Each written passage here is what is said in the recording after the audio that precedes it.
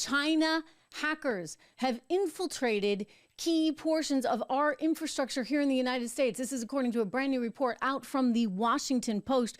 Really, really kind of disturbing. This was on the news today. Post reveals hackers affiliated with China's People's Liberation Army have infiltrated critical services here in the U.S. Okay, again, this is a Washington Post report. Now, this shouldn't surprise anyone, but apparently it's surprising people in the Biden administration. I tell you, it shouldn't surprise you because you know what? I've been reporting on this for years. In fact, at one point, like social media didn't really like when I was reporting on this issue.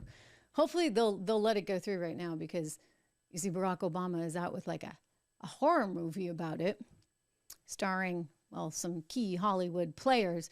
We'll talk about that in just a minute. But first, I want to get to this news because a utility in Hawaii, a West Coast port, a pipeline in Texas are all said to be among the victims of China's cyber army just within the last year. So effectively, they're trying to invade our critical U.S. services. Hackers affiliated with China's People's Liberation Army have, per this report, quote, burrowed into the computer systems of about 24 critical entities over the past year.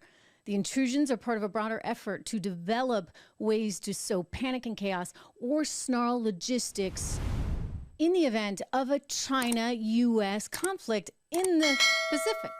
So apparently, again, according to this report, you got a water utility in Hawaii, you get a major West Coast port, thank you very much, and at least one oil and gas pipeline.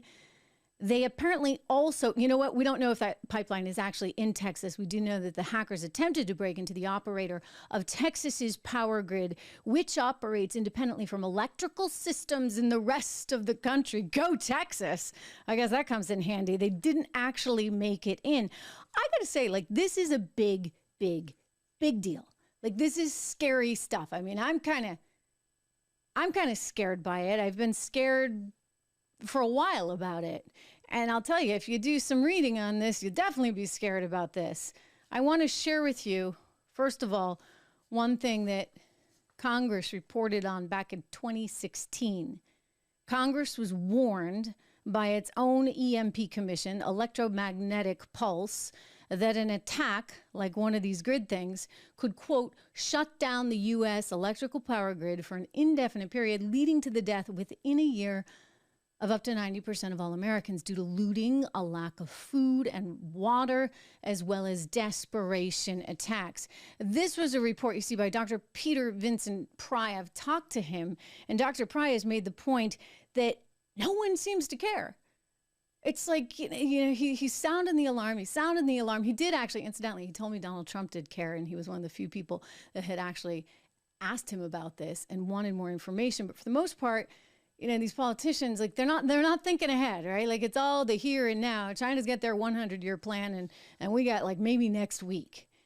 So let me share with you something from Dr. Peter Vincent Pry's report. This is one that he came out with actually in July 2017. He's describing what it would actually be if we were dealing with an EMP attack because one of these grids went down or multiple grids went down. This is the fear because you know what? This happens, I'm telling you, it's game over. Like, that's World War III and we just lost.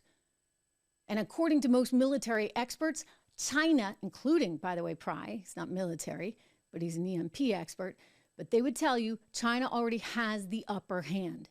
China has first strike capability, and that's just terrifying. So he writes, quote, everything is in blackout and nothing works. The EMP sparks widespread fires, explosions, all kinds of industrial accidents. Firestorms rage in cities and forests. Toxic clouds pollute the air and chemical spills poison already polluted lakes and rivers. In 7 days, the over 100 nuclear power reactors run out of emergency power and go Fukushima, spreading radioactive plumes over the most populous half of the United States. There is not even any drinking water, and the national food supply in regional warehouses begins to spoil in 3 days. There was only enough food to feed 320 million people for 30 days anyway. Wow. Like, so if you're wondering, by the way, what the heck is an EMP? Like, why is that relevant? It's an electromagnetic burst of energy, a very short burst of energy. It's kind of like, you know when you're like getting into bed at night and it's really cold out. See, we have this problem in New England where I live, and if you don't use any fabric softener and you pull up the covers and you see that spark, just imagine that millions and millions and millions of times over. That spark, it's like times trillion, trillion, trillion, and then a trillion again. I mean, I'm not a physicist or anything, but that's sort of how you can think about this. So this spark is intense, and it's pretty complicated. I mean, this is something that could be massively, massively disruptive, and it could happen. I mean, it could happen here. And now we learned today, courtesy of this reporting from the Washington Post, that China has infiltrated key infrastructure here in the United States, including a West Coast port. They believe a power source, potentially a grid. They got locked out of that one in Texas. But another location in Hawaii, this is not good. Not good. You know, they first discovered some of this about a year ago. It was dubbed, a cyber campaign dubbed Volt Typhoon. And the U.S. and China were trying to basically stabilize this relationship with China, and they were trying to deal with some of this. Let me share with you what the Biden administration's executive director of the Department of Homeland Security, Cybersecurity, Infrastructure Security Agency says. He's blaming China. No surprise, right? Like, this is not our fault, not our fault. Listen, guys, like if something happens, it is your fault, okay? And by the way, by then, nobody's talking about who's at fault because by then we're all done. Let me quote.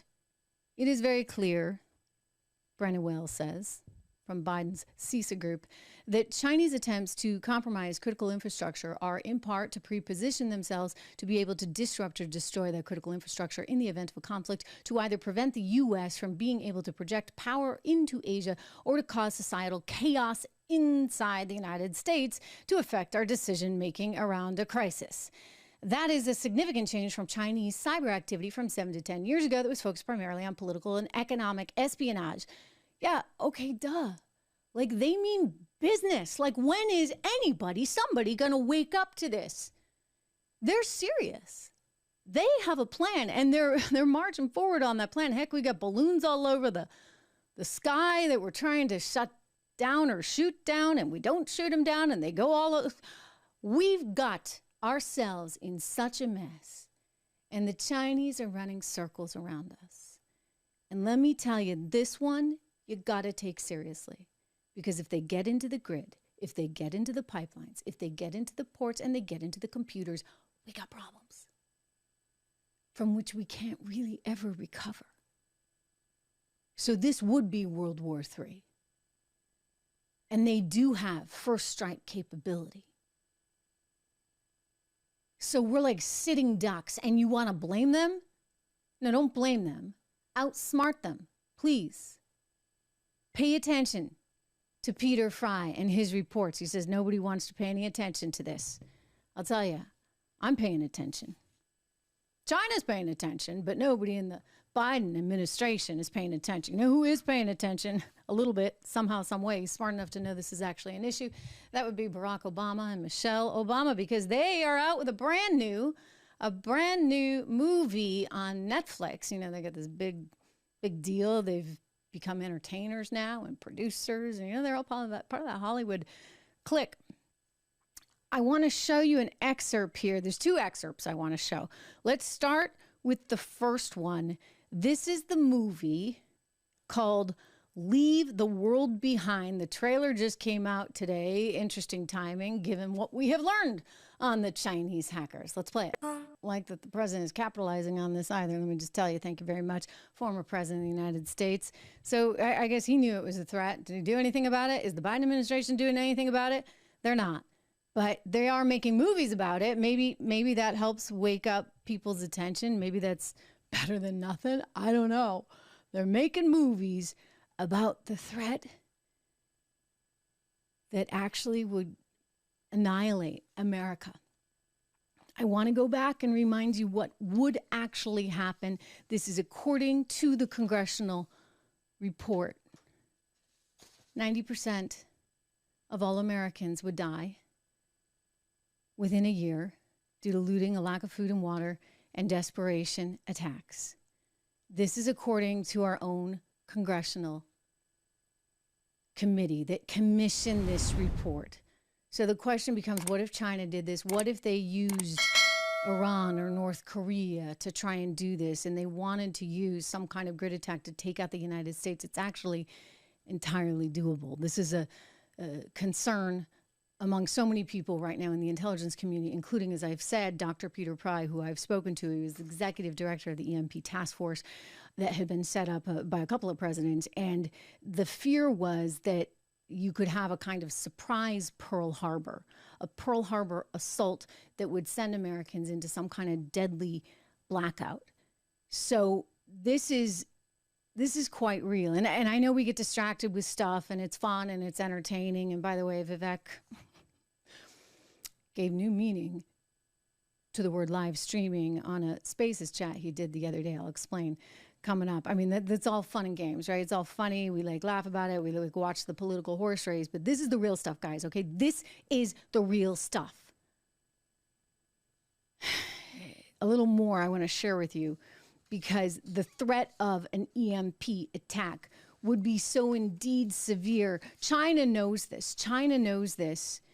And they've actually talked about it in their quasi-textbook for information warfare. I'm going to share with you something from, forgive my pronunciation, I speak a lot of languages, but not Mandarin, not Chinese, Shen Weizhan's World War, the Third World War, Total Information Warfare. It's basically the People's Liberation's Army quasi-textbook on information warfare. And they argue that China should be prepared to exploit an EMP attack offensively. Again, this is what the movie is about. I don't know if China's involved. I just saw the trailer, same as you, but Obama's sort of writing about this threat. But here's what they're saying in this Total Information Warfare, this textbook on information warfare out of China. Quote, with their massive destructiveness, long-range nuclear weapons, they have combined with highly sophisticated information technology and information warfare under nuclear deterrence. Information war and traditional war have one thing in common, namely